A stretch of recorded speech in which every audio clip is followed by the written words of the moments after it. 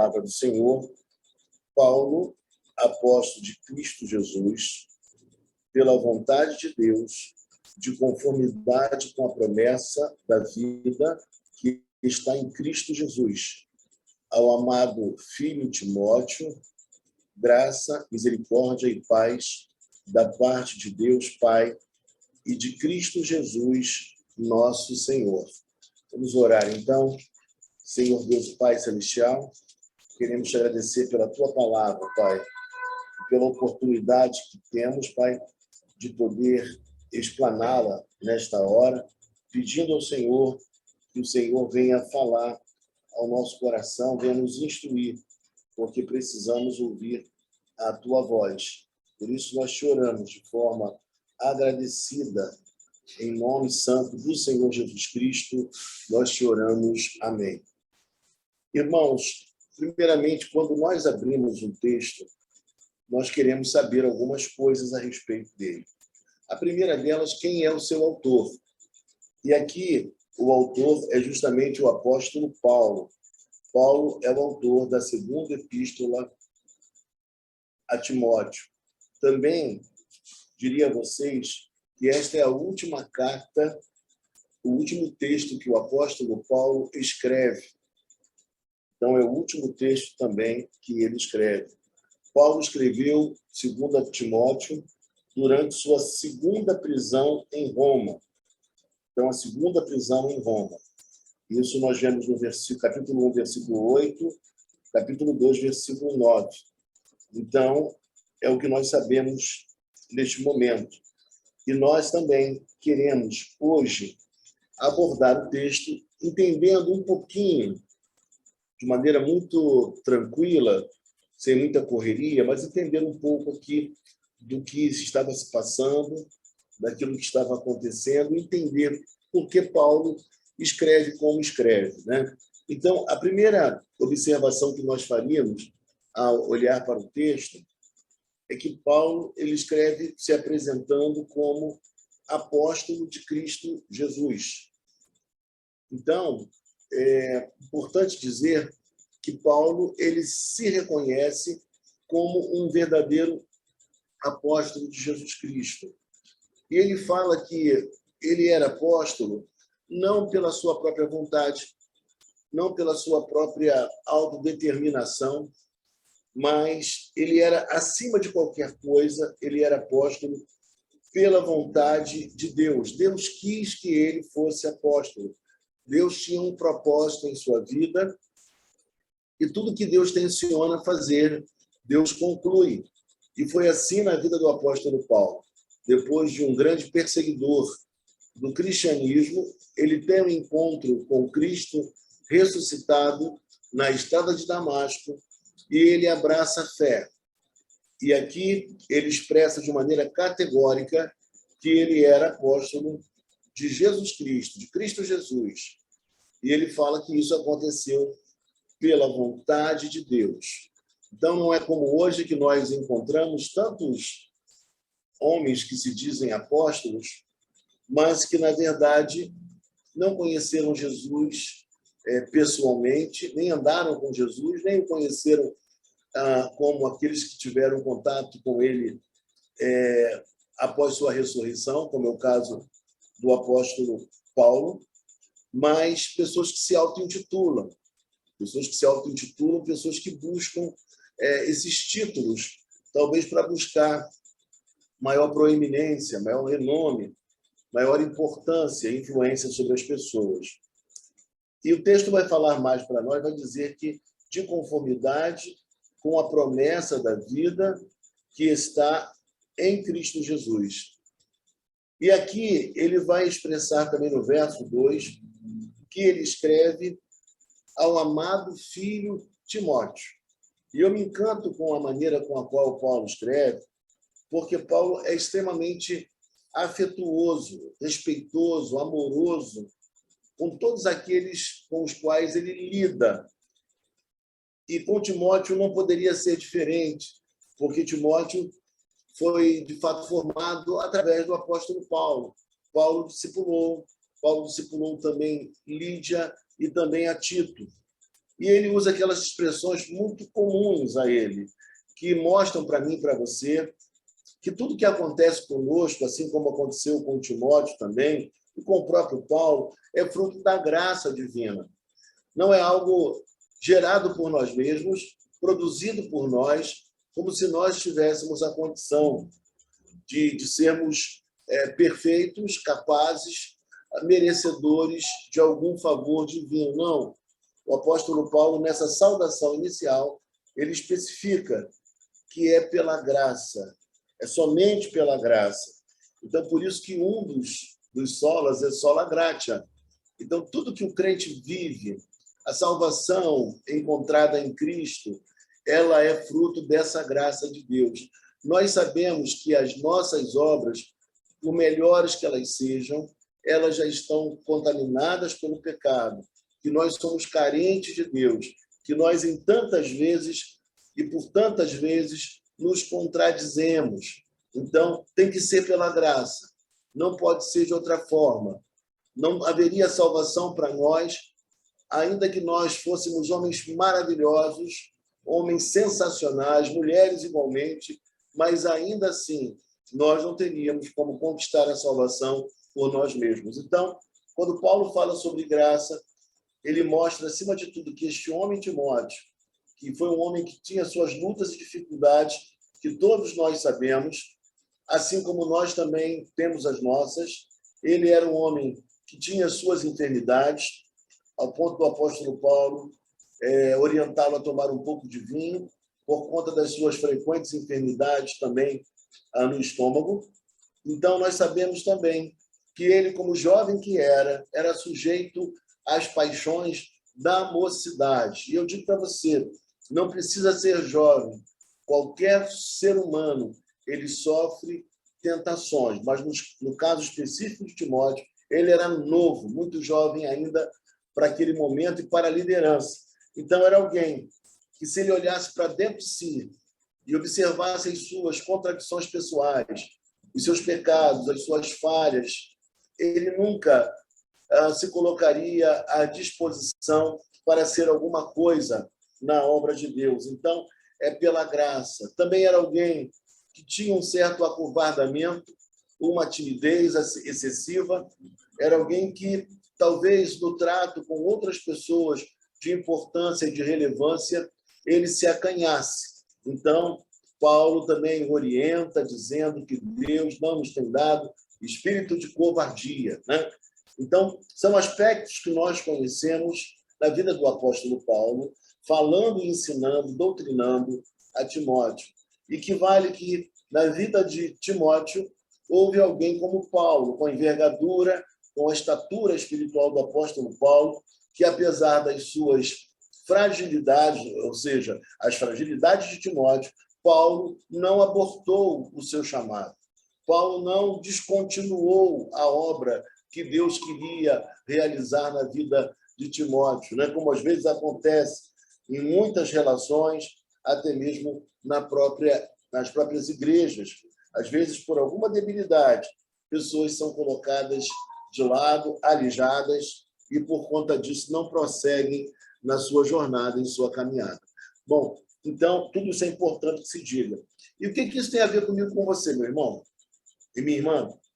Isso mostra para nós que, embora nós não sejamos, como eu poderia dizer, pessoas que caminham confiadas nos seus méritos, porque sabemos que é pela graça, nós também prosseguimos em fé, porque nós sabemos que fomos amados por Deus, apesar de nós.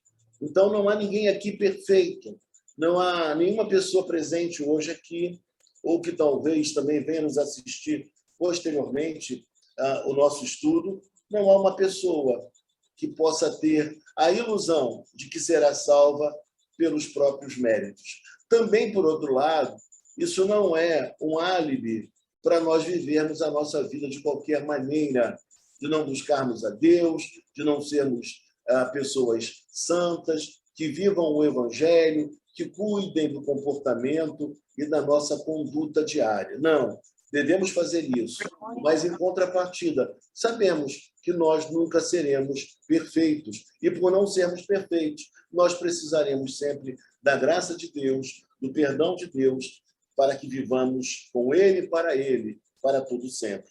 E aí, depois de falar da graça, ele vai falar também misericórdia e paz da parte de Deus Pai e de Cristo Jesus, nosso Senhor. Então, ele vai mostrar Jesus Cristo e o Pai em pé de igualdade, mostrando que não há prevalência de um sobre o outro, que não existe hierarquização, que não existe o chamado triteísmo, que foi uma heresia. Não, nós sabemos que o Pai e Jesus, eles são um. Isso é importante, né? Como diz João, né? Eu e o Pai somos um. Então, eles, na verdade, são Deus, ou seja, três pessoas com uma só natureza divina. Então, isso é importante que se diga. Então, Pai, primeira pessoa, e o Filho, a segunda pessoa, e, obviamente, o Espírito Santo, a terceira pessoa da Santíssima Trindade. Então, estamos explicando que é Deus que derrama sobre nós a sua graça, é Ele também que tem misericórdia da minha vida e da sua, porque todos nós teríamos a condição de sermos descartados, desprezados, condenados, mas nós recebemos a misericórdia de Deus. Enquanto os ímpios recebem a justiça punitiva de Deus, aqueles que não são eleitos, eles recebem a justiça punitiva. Nós que somos eleitos de Cristo, não.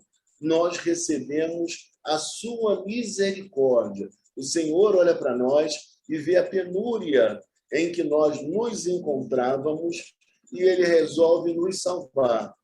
Então, nós temos a sua graça, nós temos a sua misericórdia. Ele viu o nosso estado, Ele se afeiçoou a nós, Ele quis nos salvar. Então, foi assim que aconteceu. Mas, se não fosse dessa forma, nenhum de nós mereceria a salvação jamais. E a paz da parte de Deus Pai e também do nosso Senhor Jesus Cristo. A paz que nós tanto precisamos. A paz que, acima de tudo, ela é a reconciliação do homem com Deus. É o primeiro aspecto da paz. O segundo aspecto também é a própria paz conosco mesmo, quando nós temos paz com a nossa própria vida, com a nossa própria consciência. Então, isso é maravilhoso, essa tranquilidade, porque aquele que não tem Deus, ele é açoitado pelos verdugos da alma, acusando e acusando por conta dos pecados cometidos. Mas nós não, nós sabemos que Deus já nos perdoou, que Ele nos reconciliou com o Pai através de Jesus Cristo, e nós temos paz, nós temos tranquilidade nesse relacionamento. E Ele também promove a paz, mostrando que a paz é possível entre nós e os demais irmãos. E essa paz não é qualquer paz. Não é uma paz que a gente imagina que seja ausência de guerra. Não é aquela ideia de que todas as coisas estarão perfeitas ao nosso redor. Não. Nós temos problemas, nós temos lutas, mas em meio às nossas lutas, nós temos paz. Paz com Deus. Nós temos, às vezes, por exemplo, que enfrentar um problema com um cliente. Aqueles que trabalham na vida secular sabem o que é isso. E, às vezes, problemas que não foram provocados por nós. Às vezes, um mal-entendido, ou até mesmo uma falha que, às vezes, acontece na nossa prestação de serviço. Mas nós temos a segurança e a paz com Deus, que Deus é conosco, apesar dos problemas que nós temos de toda sorte, problemas que nos envolvem, às vezes, até mesmo em relação aos nossos vizinhos, em relação aos familiares. Então, a paz ela é muito importante. E nessa saudação, o apóstolo Paulo, logo no prefácio e saudação, ele escreve desta forma, mostrando que ele era apóstolo, não por sua própria vontade, acima de qualquer coisa. Obviamente, foi Deus quem o escolheu em Cristo para ser apóstolo, e diante de tanto amor, ele só podia fazer uma única coisa, que era entregar completamente a sua própria vida para servir ao Senhor e para se dedicar ao apostolado. Bom, e aí quando chega no verso número 3, o texto vai dizer assim: dou graças a Deus, a quem desde os meus antepassados sirvo com consciência pura, porque sem cessar me lembro de ti nas minhas orações, noite e dia. Então, dou graças a Deus, a quem desde os meus antepassados sirvo com consciência pura, porque sem cessar me lembro de ti nas minhas orações de dia e de noite. Paulo está dizendo que ele orava constantemente pelo seu filho na fé, por Timóteo. Então, veja que Paulo não é apenas um líder que aparece em cena nos momentos das pregações, nos momentos públicos, mas ele também, na sua privacidade, ele orava e intercedia pelos irmãos. E nós lemos isso em diversos textos bíblicos. E ele orava pelo querido filho na fé, Timóteo. Então, isso mostra que ele era um homem de oração. E como, irmãos, é importante a intercessão. Não foi uma ou duas vezes que nós oramos por pessoas em casa e depois, conversando com as mesmas, elas me disseram: estava precisando muito de oração. Então, a intercessão, ela deve acontecer a todo tempo. Aquelas lembranças que nós temos, às vezes, de pessoas, não são à toa. Não diria que seja algo fortuito, mas é algo que Deus coloca em nossa lembrança para nós intercedermos pelas pessoas. E é curioso que, antigamente, nós não tínhamos telefone. Muitas pessoas não possuíam telefone, poucos tinham telefone. Então, quando a gente lembrava de alguém, a gente precisava era orar. Será que está acontecendo alguma coisa com ela, né? Ou com ele? E ter a expectativa de reencontrar aquela pessoa assim que nós pudéssemos. Mas hoje não. Hoje nós temos telefone, nós temos celular, nós temos as mídias sociais, nós temos diversas formas de nos comunicar com os nossos queridos. Mas isso não deve roubar de nós a intercessão, a postura intercessória. Nós devemos orar pelas pessoas, devemos interceder por elas. Versículo 4. Lembrado das tuas lágrimas, estou ansioso por ver-te, para que eu transborde de alegria. Então, possivelmente, Paulo lembra de uma despedida anterior em que eles, na hora dessa despedida, Timóteo ficou realmente profundamente triste e ele chorou e ele, de fato, demonstrou de maneira clara o sentimento que ele nutria pelo apóstolo Paulo e a falta que o apóstolo Paulo faria a ele. A sua companhia lhe era muito agradável. Então, é o que ele diz para nós aqui, que ele lembrava das tuas lágrimas. E por conta disso mesmo, Paulo sentiu um grande desejo de reencontrá-lo. Estou ansioso por ver-te, para que eu transborde de alegria. Então, se por um lado Timóteo chorou, se emocionou na despedida de Paulo, agora Paulo também diz: olha, você chorou, você sentiu a despedida daquele momento, mas eu também estou ansioso por rever você. É algo que eu desejo muito, para que meu coração transborde de alegria. Irmãos, o apóstolo Paulo, não estou torcendo o texto bíblico, eu estou lendo, explicando aquilo que é óbvio, não estou querendo falar nada que seja além da nossa capacidade de compreensão e de entendimento, não, de forma alguma, mas o que me chama a atenção é que o apóstolo Paulo, ele dá lugar em sua espiritualidade aos sentimentos, à valorização das pessoas.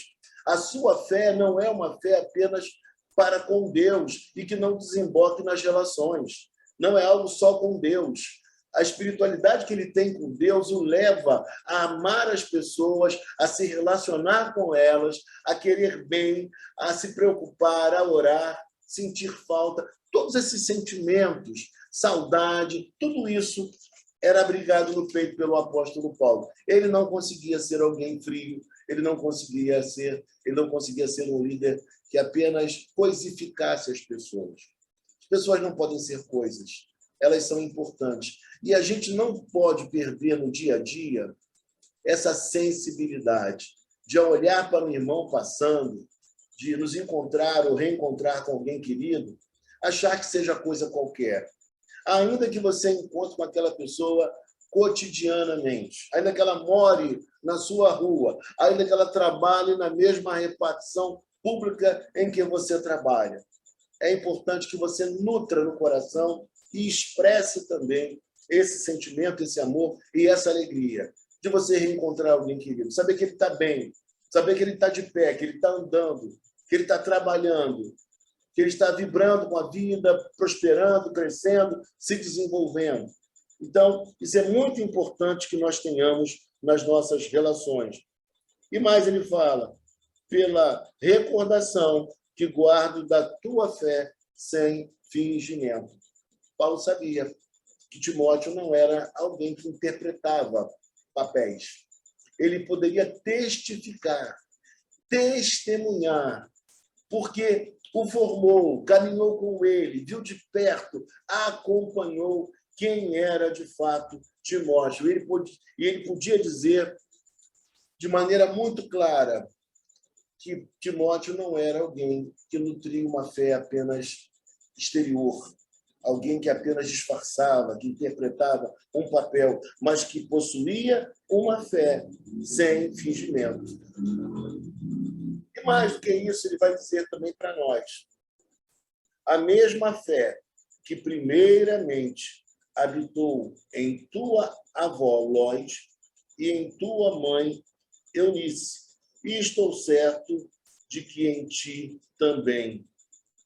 Estou certo de que também em ti. Então, Paulo agora, aqui no final desse verso, do verso 5, ele vai nos dizer que havia uma influência, uma boa influência familiar. Ele foi também influenciado pela sua mãe e pela sua avó. Seu pai não era judeu, seu pai não conhecia a fé. Alguns dizem até que seu pai se opunha, a que ele se circuncidasse. Então, mas o que é importante dizer é que tanto a sua avó Loide, como também Eunice, influenciaram positivamente a este homem chamado Timóteo. E aí eu digo a você, veja como a sua influência para com seus netos e filhos, ela tem um valor enorme. Então, se nós queremos, de fato, trazer uma boa influência aos nossos filhos, nós precisamos conduzi-los espiritualmente. Nós precisamos demonstrar o amor que nós temos por Deus, o amor que nós temos pela Bíblia, pela igreja, pelos irmãos. Isso é importantíssimo para que eles possam saber o quanto nós levamos a Deus a sério e que não é um assunto de menor importância, não. É de suma importância. E eu digo para você, às vezes, nós dedicamos tanto tempo a outras atividades lícitas, atividades que são corretas, não tem nenhum problema. Às vezes, ficamos um tempo enorme numa festa. Às vezes, eu mesmo assisto um futebol que dura aproximadamente 90 minutos, 1h30, fora o intervalo, fora o momento que você liga a televisão para assistir e tudo mais. Mas nós precisamos ter a postura de não colocar em segundo plano aquilo que é da nossa espiritualidade, a nossa leitura bíblica, a nossa presença, a nossa frequência à igreja, para que nossos filhos possam ver e pensar, papai, mamãe, vovó, vovô, levavam realmente a sério a fé. Pessoas que não se ausentavam da comunhão, só quando não podiam por algum motivo justificável, mas eram pessoas que amavam a Deus, amavam a Bíblia. Nossos filhos precisam ver que para nós é importante, ainda que em dado momento eles se afastem da fé, mas que eles possam lembrar que a gente estava sempre com a Bíblia na mão, que a gente estava sempre orando, que a gente estava sempre preocupado com os irmãos, que a gente gostava e sentia prazer de ir à igreja. Que eles possam olhar para nós e perceber que nós vivemos a nossa vida, curtimos as coisas boas que Deus nos concede no aspecto recreativo. Gostamos de uma praia, gostamos da serra, gostamos de comer uma boa comida, de ir numa festa, de prestigiar um aniversário, um casamento, sim.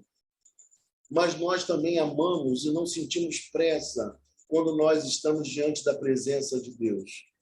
Precisamos fazer orações e mais orações, intercessões, que os nossos filhos, não como um teatro, mas que os nossos filhos possam verificar na prática que nós somos assim, que nós amamos a Deus, que nós amamos o próximo, que nós lemos a Bíblia e que nós dispensamos um tempo necessário às atividades espirituais.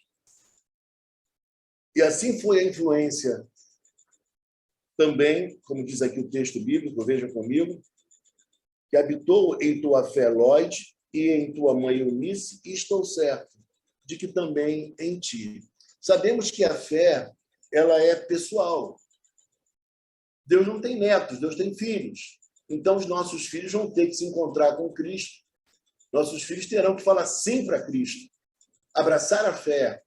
Mas nós não podemos negar que existe uma família da aliança, que os nossos filhos são influenciados pela nossa prática, pela nossa conduta. Então, isso é muito importante que se diga. Tá? Eles estão vendo o nosso dia a dia, quem nós somos. E Paulo reconhece que houve uma influência muito positiva sobre a vida de Timóteo. Que a nossa influência possa ser positiva para com os nossos filhos. Eles estão clamando, às vezes, por disciplina, por ordem, por direção. Eles estão, às vezes, querendo que a gente ligue para eles ou converse com eles, se eles são menores ainda, moram conosco, e a gente diga, olha, não é por aí, siga tal caminho. Por mais que no primeiro momento eles fiquem assim um pouco chateados, mas no segundo momento eles sabem que nós estamos zelando, cuidando e atribuindo importância a eles. Eles são muito caros a nós. E quando nós vemos alguém, um jovem, como Timóteo, que recebeu uma influência tão positiva, nós verificamos que o nosso trabalho no Senhor para com os nossos filhos nunca foi e nunca será em vão. Nós somos dispenseiros da graça de Deus. Deus nos deu a atribuição de cuidar dos nossos queridos. E aí, quando nós chegamos no versículo 6, o texto vai nos dizer: por esta razão, pois, te admoesto que reavives o dom de Deus que há em ti pela imposição de mãos.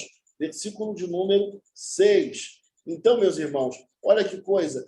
Paulo está incentivando a este seu filho na fé, Timóteo, que ele possa exercer o seu ministério com ousadia e fidelidade. Então, Paulo tem esse cuidado todo com ele. Essa expressão, ela é extremamente forte, né? E sugere que Timóteo estava tornando menos vigoroso, né, do que deveria o seu exercício em relação ao seu dom espiritual. Então, é o que nós entendemos aqui. Um dom espiritual que ele recebera da parte de Deus.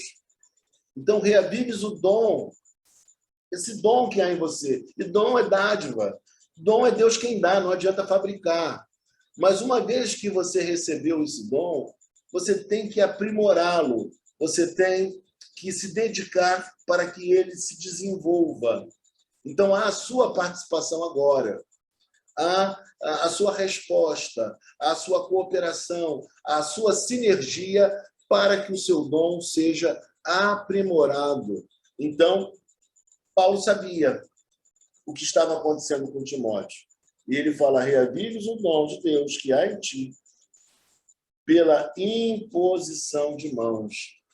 Por vezes, no ministério, os homens de Deus se sentem acanhados, se sentem desmotivados, se sentem cansados, às vezes, veem poucos frutos do seu trabalho, do seu esmero, da sua dedicação. E pode ser, em dado momento, como aconteceu com Timóteo, que ele também venha se sentir a semelhança de Timóteo, um tanto quanto apagado, sem aquela chama acesa, sem aquela disposição para pregar, para ensinar, para se dedicar. E Paulo chama a atenção de Timóteo para isso. Que coisa boa, coisa linda. Mas, de forma alguma, o apóstolo Paulo desiste, de forma alguma o apóstolo Paulo desmerece Timóteo, não. Você foi chamado por Deus. Então, que você reavives o dom de Deus que há em ti. Há uma admoestação. Irmãos, toda admoestação, num primeiro momento, há um confronto. Às vezes falamos alguma coisa que o outro não deseja muito ouvir, mas que, uma vez falado com amor e com carinho, será extremamente útil para a correção e para o desenvolvimento da pessoa. Pena que nós vivemos numa época em que as pessoas não querem ouvir as outras. As pessoas não aceitam correção, admoestação.